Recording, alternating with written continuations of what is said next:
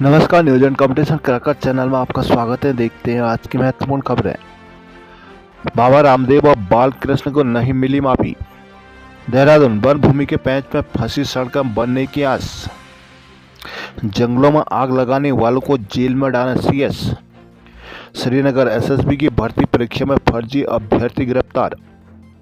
भ्रामक विज्ञापन के जुड़े अवमानना के मामले अखबारों में माफीनामा प्रकाशित करवाने के बाद भी मंगलवार को सुप्रीम कोर्ट ने पतंजलि आयुर्वेद के संस्थापक रामदेव और प्रबंध निर्देशक आचार्य बालकृष्ण को माफी नहीं मिली है। उन्होंने देश भर के अलग अलग भाषाओं में प्रकाशित होने वाले 67 अखबारों और प्रकाशनों में सोमवार को बिना शर्त माफी मांगते हुए कहा कि दोबारा ऐसी भूल नहीं होगी। जस्टिस हिमा कोहली और एहसानुद्दीन अमानुल्लाह की अदालत में सुनवाई के दौरान रामदेव और बालकृष्ण निजी रूप से मौजूद थे। सुनवाई शुरू होते ही जस्टिस कोहली ने पूछा कि आपने कुछ नहीं किया। इस पर रामदेव की ओर से वरिष्ठ अधिवक्ता मुकुल रोहतगी ने कहा कि हमने माफीनामा प्रकाशित किया है।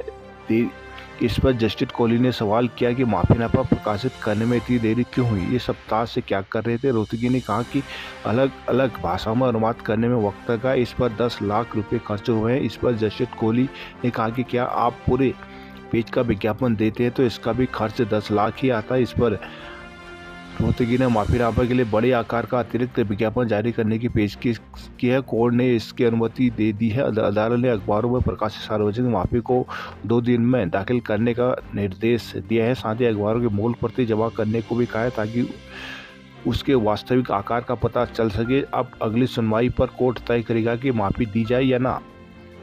उत्तराखंड के 440 से अधिक गांव वन भूमि हस्तांतरण की मंजूरी न मिलने की वजह से सड़क सुविधा से नहीं जुड़ पाए। सालों से वन भूमि के चक्कर में फंसी हुई इन सड़कों के बनने की उम्मीद एक बार फिर जगी है। लोकसभा चुनाव में सड़कों के लिए मतदान बहिष्कार के बाद सरकार इससे लेकर सक्रिय हो गई है। सरकार ने इस मामले में वन विभाग से रिपोर्ट मांगी है ताकि लंबित मामलों के निस्तारण को लेकर आगे कार्रवाई की जा सके। वन भूमि पर सड़क बनने के लिए वन भूमि को संबंधित विभागों को ट्रांसफर करना होता है, जिसके लिए संबंधित एजेंसी डीएफओ के माध्यम से प्रस्ताव सरकार को भेजते। इस प्रस्ताव को केंद्रीय वन और पर्यावरण मंत्रालय को भेजा जाता है, जहां से वन भूमि हस्तांतरण की अनुमति दी जाती है। पिछले 10 साल में राज्य की ओर से सड़कों से जुड़ी 290 प्रस्ताव केंद्र को भेजे जा चुके हैं, जिसमें 270 प्रस्ताव अभी भी अलग अलग स्तर पर लंबित है। सड़क निर्माण के लिए 20 मामलों को ही वन भूमि हस्तांतरण करने की सैद्धांतिक मंजूरी मिलने के बाद पहले चरण की क्लियरेंस मिल चुके हैं। 10 सालों से केंद्रीय वन और पर्यावरण मंत्रालय 18 प्रस्तावों को खारिज कर चुका है।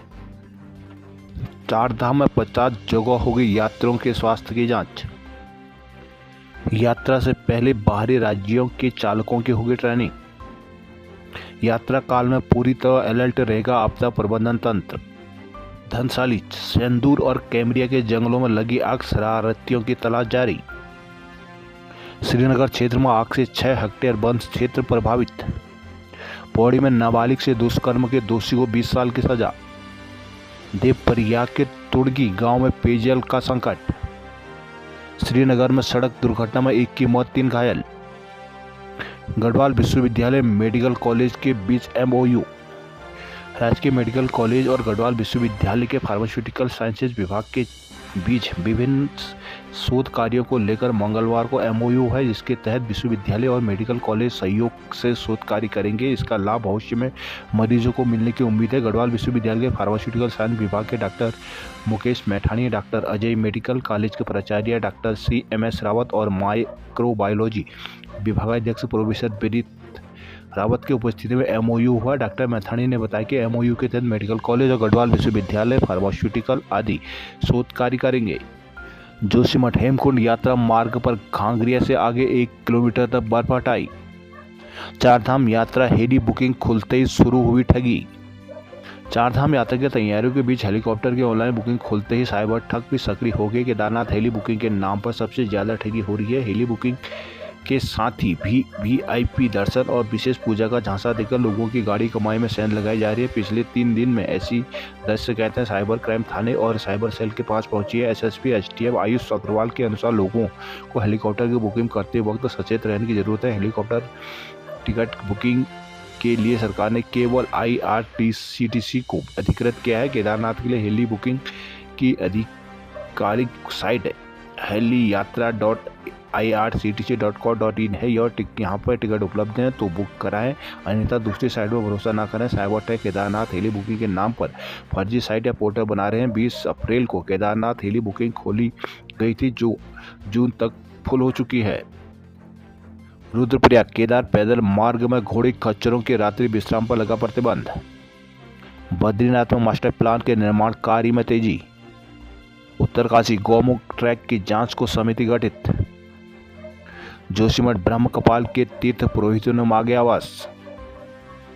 पौड़ी चारधाम यात्रा मार्ग पर तैनात रहेंगी 16 एम्बुलेंस। कर्णप्रयाग बद्रीनाथ हाईवे पर संकरे मार्ग से गुजरेंगे यात्री वाहन। चमोली के वाण में लाडू देवता का मंदिर भक्तों के दर्शन को खुला। हाई कोर्ट ने सजा पूरी कर चुके कैदियों पर राज्य सरकार से मांगा जवाब। उत्तराखंड हाईकोर्ट ने राज्य सरकार से पूछा कि आजीवन कारावास की सजा पूरी कर चुके कितने कैदियों को छोड़े जाने की अनुमति दे दी गई। इस जानकारी के लिए कोर्ट ने सरकार को 2 सप्ताह का समय दिया है। मंगलवार को राज्य सरकार की ओर से कोर्ट को बताया गया कि पूर्व के आदेश पर सजा पूरी कर चुके 8 कैदियों को जेल प्रशासन से रिहा कर दिया है। मामले की अगली सुनवाई 2 सप्ताह बाद होगी। उत्तराखंड की जेलों में आजीवन कारावास की सजा पूरी कर चुके कैदियों की रिहाई न होने से जुड़ी जनहित याचिका पर हाईकोर्ट के खंडपीठ ने सुनवाई की थी। मुख्य न्यायाधीश न्यायमूर्ति ऋतु बाहरी और न्यायाधीश न्यायमूर्ति राकेश थपलियाल की खंडपीठ ने याचिका पर सुनवाई करते हुए राज्य सरकार की यह जानकारी दी थी। सरकार की ओर से कोर्ट को यह भी बताया गया कि कई संगीन अपराधियों से लिप्त अपराधियों को रिहा नहीं किया गया। कुछ अपराधियों जैसे कि जिनकी रिहाई की प्रक्रिया का अभी परीक्षण किया जा रहा है। मामले के अनुसार पिछली 17 मार्च को मुख्य न्यायाधीश ने हल्द्वानी जेल और सितारगंज के संपूर्णानंद पुलिस जेल का निरीक्षण किया था। वहां पर उन कैदियों से भी मिले जिनकी सजा पूरी हो चुकी है लेकिन उन्हें रिहा नहीं किया गया। देहरादून आ रही 4 फ्लाइटें तेज हवाओं के चलते लौटी। हल्द्वानी राज्य में अब एक साथ होगी बीएड शोध और विधि की प्रवेश परीक्षा। राज्य के विश्वविद्यालयों में एवं डिग्री कॉलेजों में पहली बार एक साथ बीएड शोध एवं विश्व विधि में प्रवेश के लिए परीक्षा आयोजित की जाएगी, जिसके लिए शासन स्तर पर तैयारी शुरू कर दी गई है। बीएड में प्रवेश के लिए श्रीदेव सुमन को नोडल बनाया गया है, जबकि शोध में प्रवेश के लिए कुमाऊं विश्वविद्यालय पूरे प्रदेश में एक साथ परीक्षा कराएगा। एसएसजे विश्वविद्यालय अल्मोड़ा विधि में प्रवेश परीक्षा आयोजित कराएगा। राज्य के विश्वविद्यालयों कॉलेजों में इससे पहले अलग अलग तिथि पर बीएड शोध विधि में प्रवेश परीक्षाएं की आयोजित होती थी, लेकिन इस बार शासन ने उस नई व्यवस्था लागू करने का निर्णय लिया है। श्रीदेव सुमन विश्वविद्यालय टेरी, कुमाऊं विश्वविद्यालय नैनीताल और एसएसजी विश्वविद्यालय अल्मोड़ा और इससे संबद्ध कॉलेजों में बीएड के प्रवेश को एक साथ परीक्षा होगी। समर्थ पोर्टल के माध्यम से श्रीदेव सुमन विश्वविद्यालय प्रवेश परीक्षा ऑनलाइन आयोजित करेगा। इसी तरह से शोध में प्रवेश के लिए कुमाऊं विश्वविद्यालय नैनीताल समर्थन पोर्टल से ऑनलाइन परीक्षा कराएगा। शोध में प्रवेश के लिए दून विश्वविद्यालय Uttarakhand, open university Haldwani, SSJ परिषद अल्मोड़ा, कुमाऊं विश्वविद्यालय नैनीताल और श्रीदेव सुमन विश्वविद्यालय टेरी भी संबद्ध डिग्री कॉलेजों में एक साथ परीक्षा होगी, जबकि साक्षात्कार की प्रक्रिया संबंधित विश्वविद्यालयों में ही आयोजित की जाएगी। इसी तरह से राज्य के विश्वविद्यालयों कॉलेजों में विधि में प्रवेश के लिए एसएसजे अल्मोड़ा परीक्षा कराएगा। नोडल अधिकारी डॉक्टर शैलेंद्र कुमार सिंह ने बताया कि बीएड शोध एवं विश्वविद्यालय में प्रवेश की प्रक्रिया समर्थन पोर्टल के माध्यम से ऑनलाइन कराई जाएगी, जिसकी तैयारी पूरी कर ली गई है। नोडल अधिकारी ने कहा कि इससे शैक्षणिक क्षेत्र के पाठ्यक्रम पूरे हो सकेंगे, साथ ही विद्यार्थियों और शोधार्थियों को अपनी इच्छा के मुताबिक विश्वविद्यालय प्रवेश लेने का भी मौका मिलेगा। पार्टी सीएचसी में पानी संकट से प्रसव में परेशानी। चंपावत में सुलगे जंगल, हल्की बारिश से मिली राहत। गुरुड़ में ओलावृष्टि से फसलें हुई चौपट। बागेश्वर में ताम्र उद्योग को पुनर्जीवित करने की मुहिम तेज। नैनीताल जेजीएम कार्यों की जांच रिपोर्ट तलब। कहकशा खान हाईकोर्ट की नई रजिस्ट्रार विजिलेंस बनी। उत्तराखंड हाईकोर्ट के निर्देश पर प्रदेश भर में 66 से अधिक जजों के तबादले हुए। चंपावत की जिला और सत्र न्यायाधीश कहकशा खान को उत्तराखंड हाईकोर्ट का नया रजिस्ट्रार विजिलेंस नियुक्त किया गया है। इसके अलावा कई जिलों में भी जिला एवं सत्र न्यायाधीशों के तबादले किए गए हैं। जिला एवं सत्र न्यायाधीश हरिद्वार स्कंद कुमार त्यागी का तबादला उधम सिंह नगर जिला और सत्र न्यायाधीश पद पर हुआ है। Food safety appeal tribunal Haldwani के न्यायाधीश प्रशांत जोशी को हरिद्वार का जिला और सत्र न्यायाधीश नियुक्त किया गया है। उधम सिंह नगर के जिला और सत्र न्यायाधीश प्रेम सिंह खिबाल को जिला एवं सत्र न्यायाधीश देहरादून अटैचमेंट्स कर रहे अनुज कुमार संगत को जिला और सत्र न्यायाधीश चंपावत के पद पर भेजा गया है। देहरादून के प्रथम जिला और सत्र न्यायाधीश मनोज गर्ब्याल को हाईकोर्ट का रजिस्ट्रार जुडिशियल नियुक्त किया गया है। काशीपुर के काशीपुर के प्रथम जिला एवं सत्र न्यायाधीश विनोद कुमार को अपर जिला एवं सत्र न्यायाधीश चमोली के पद पर स्थानांतरित किया गया है। स्थायी लोक अदालत के अध्यक्ष अंजलि नौटियाल को अपर जिला सत्र न्यायाधीश रानीखेत पद पर स्थानांतरित किया गया है।